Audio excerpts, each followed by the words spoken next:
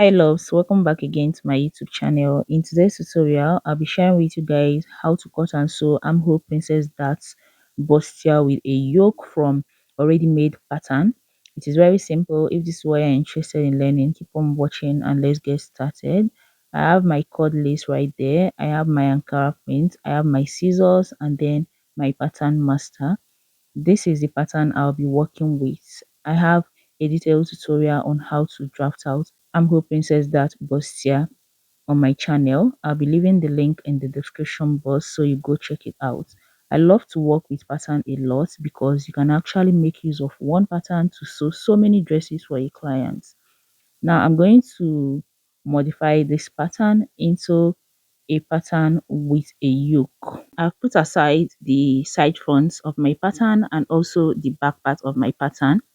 This is my center front on top the table. I'm going to bring another fresh pattern paper and then I'm going to pin the actual pattern that we are working with into the new paper. So I am done pinning it up. What I'm going to do next is trace out the baseline. Now guys, if you have been following my tutorials, you should understand what a baseline is. My baseline is also the shoulder line.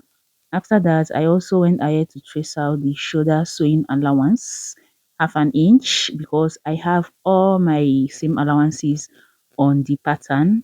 And then after that, I'm going to trace out what I have on the pattern into the new pattern paper.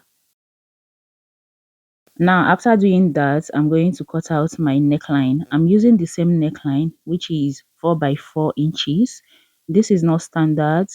Whatever neckline you want to use, go ahead and make use of that. But on my original pattern, what I have there was 4 by 4 inches. So I'm still going to go with that. I've cut out my neckline. Now I'm going to remove all my pins. After removing my pins, I'm going to trace out my bust points, the under bust point line, so that by the time I remove my original pattern, I'm not going to get myself confused. So you can see I am trying to trace it out. So I've gone ahead to put aside the original pattern. Here is the new pattern. Now I'm going to draw my lines across, and after that I will label the points. So I have the bust points, I have the under bust points, and then the down part is the waist line.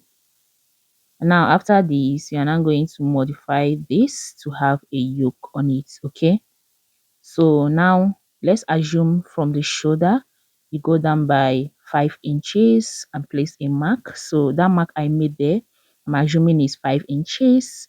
Okay, and then after that, remember the depth of the neckline is 4 inches, so place your tape and then remove 4 inches. Now after I've removed 4 inches, I went down to how deep I want the yoke. So what I did was actually from the bust point, I went up by 2 inches and placed a mark. Okay, now after placing this mark, I remove my tape and then connect from these 2 inches into the 5 inches mark using my curve because I want it to be a sweetheart neckline. So I am done with that and I'm going to cut it out.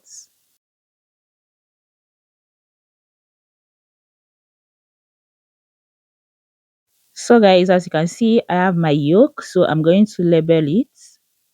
And then the down part, I'm going to label it the center front.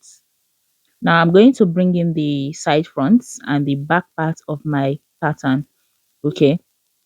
And then I'll be cutting it out on my fabric. Remember, I have my fabric and I'm also going to cut out exactly what I have on this on the lining. And then for the yoke, I'm going to use my cord lace to cut it out. So guys, you can see I am done cutting it out and here is the back. I have the yoke, I have the center front and the side back.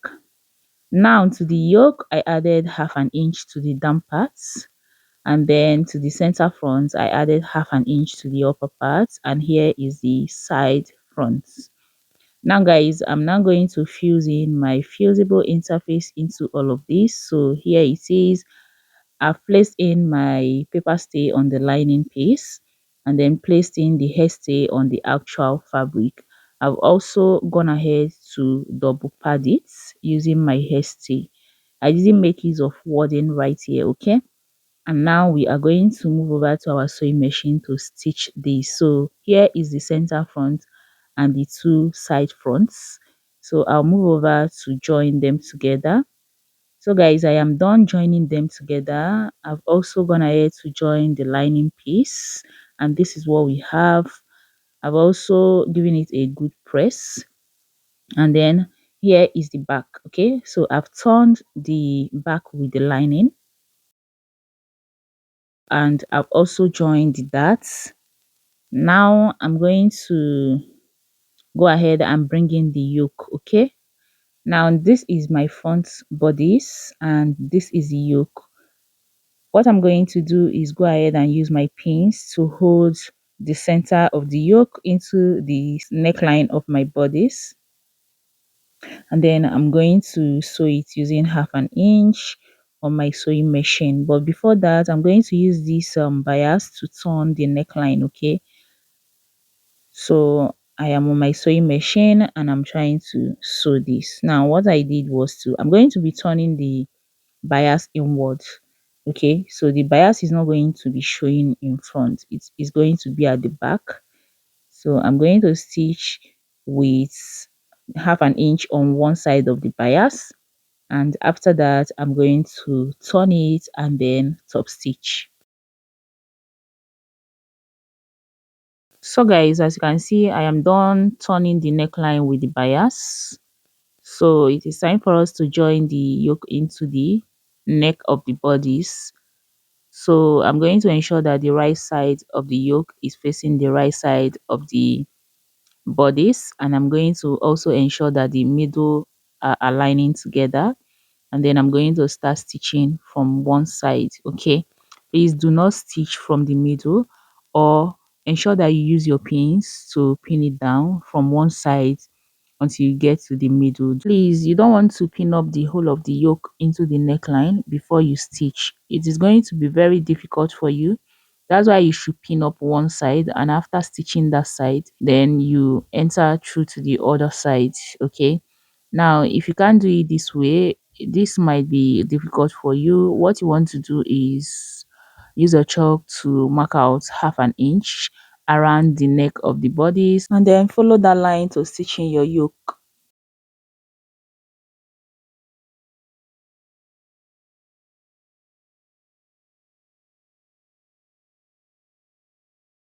So guys, as you can see, I am done sewing in the yoke into the bodice. Now I'm going to notch it, and then I'm going to bring in my lining, so we'll be able to turn this out with our lining. Now what you have to ensure is that the lace stays in between the lining and the actual piece.